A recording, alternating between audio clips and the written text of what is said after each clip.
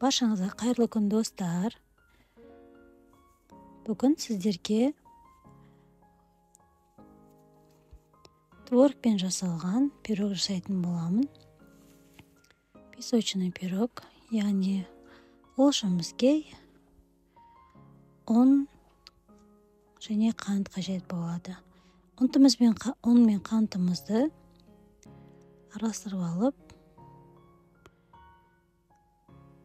разрыхлитель қосамыз. 1 шай қасық. Оны араластырғаннан кейін сары майымызды, 72% сары майымызды микроволновкада, яғни жылытып алып, ерітіп алып, осындай қамыр елейміз.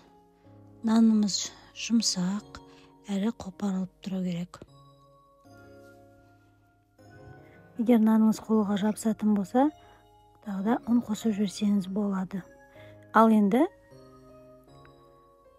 қамырымыздың үстіне бір жұмыртқаны араластырып, басын біріктіріп, жақсы қамыр илейміз.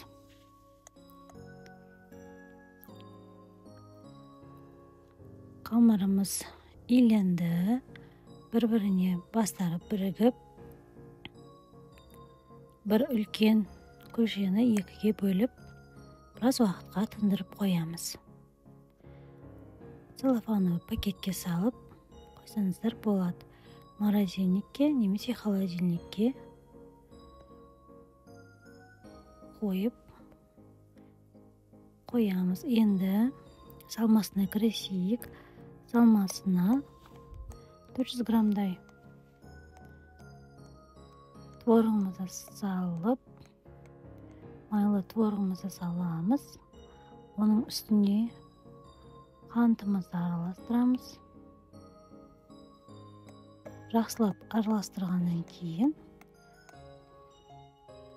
үстіне ванилин ұнтағын қосамыз.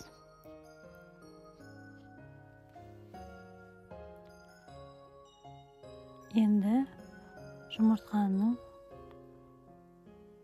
үшеуін жарып,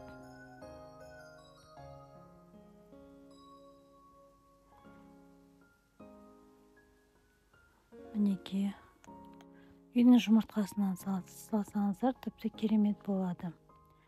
Ал енді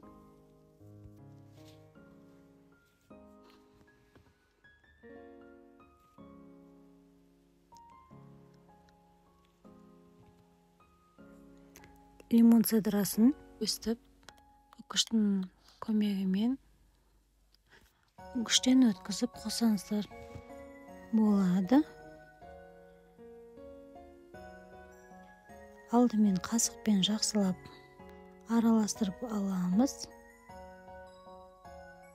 Ас бөлмесіндегі әрбір қыздарымыздың, аналарымыздың көмекшісі блендердің көмегімен жақсылап біркелкі масса жасап аламыз. Майда түйіршіктерге дейін езіп, осындай әдемі масса шығады. Енді тоңазытқыштан алған нанымыздың үлкендеу бөлігін формамызға өстіп, үкіштің көмегімен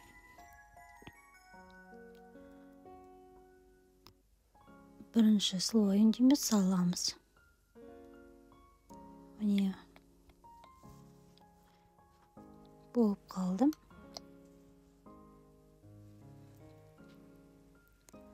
Ал енді жақындап көрсетейін достар. Шет-шеттеріне бәріне түгел салып шығамыз. Қасықпен түзеп, бірақ үстіне басуға болмайды. Ендігі кезекте жаңағы салмамызды салу үстіне. Салмамызды салдық. Қасықтың көмегімен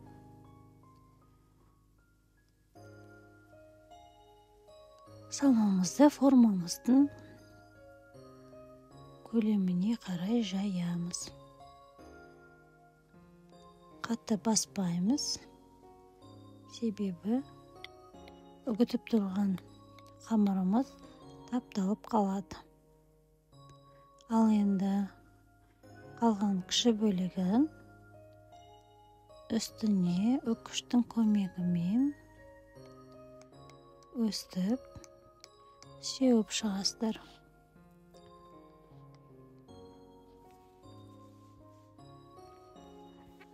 Рецепт ұнаса менің каналыма тіркеліп қоюды ұмытпаңыздар және лайк басып комментарий қалдырыңыздар. Менің каналымда күнделікті түрлі рецепттермен бөлісіп отыру үшін өздеріңізге қоңырауды басып қойыңыздар. Ал міне екінші бөлігін болған сәтіміз 180 градуста 35-40 минут пісіріп аламыз. Артынан үстіне қант ұнтағын сеуіп әшейін жейміз. Көріскенше достар, сау болыңыздар.